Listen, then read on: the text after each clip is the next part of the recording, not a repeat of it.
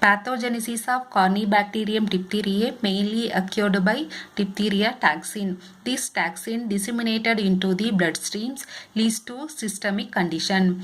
This toxin inhibits protein synthesis, leads to cell death, ultimately leads to pseudomembrane.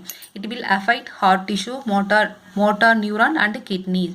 Whenever this organism transmitted onto skin leads to punched out of ulcer. That means prolonged and non-healing ulcer. Pathogenesis and clinical manifestation. First one is colonization. This organism colonies in tissue susceptible to the host. It can be colonies in nose, throat, nasopharyngeal areas. K antigen always prevent phagocytic activity. Second factor, growth. Growth occur mainly superficial layer of mucous membrane because of Phyli, K antigen and O antigen. Whenever they grow in this area by inhibiting phagocytosis start to production of exotoxin. That means low iron concentration surrounding this organism. It will induce the production of exotoxin. So this exotoxin causes tissue necrosis.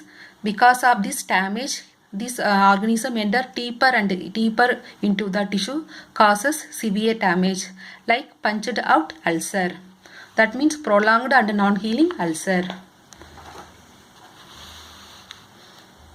Whenever this exotoxin absorbed by blood and lymphatic organ start to systemic toxic manifestation, it will affect myocardium, kidney tissue and peripheral motor tissue also. Then clinical condition. First one is respiratory diseases occur in the nasopharyngeal area. This condition pseudomembrane necrosis formation will occur. It leads to increases the inflammatory response. That means enlargement of cervical lymph nodes. It produced full neck. Then systemic complication. Toxin produced by pseudomembrane area. It will disseminated into the bloodstream. Then it will causes myocarditis and peripheral necrosis.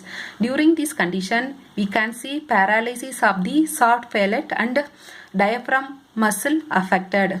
Then cutaneous diphtheria, extra respiratory diseases. Organism enter through break in subcutaneous tissue through respiratory. Whenever patient having cough, because of the droplet, it will causes chronic non-healing ulcer result.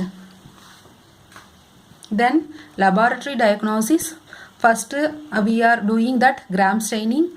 We know it is a gram positive organism seen in Chinese letter, B letter or L letter format. Then we are using Albrecht stain or Neisser stain. They have metachromatic granules, so they have produced a purple color organism.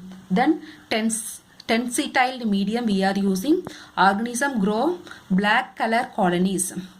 Organism can change tellurate to tellurium because of that tensityl medium having this tellurate component. Then Loeffler's serum medium. Organism grow white moist glittering colonies. Then Seek test used to differentiate between individual who are susceptible and who are resistant to diphtheria toxin and to the test for sensitivity to toxide.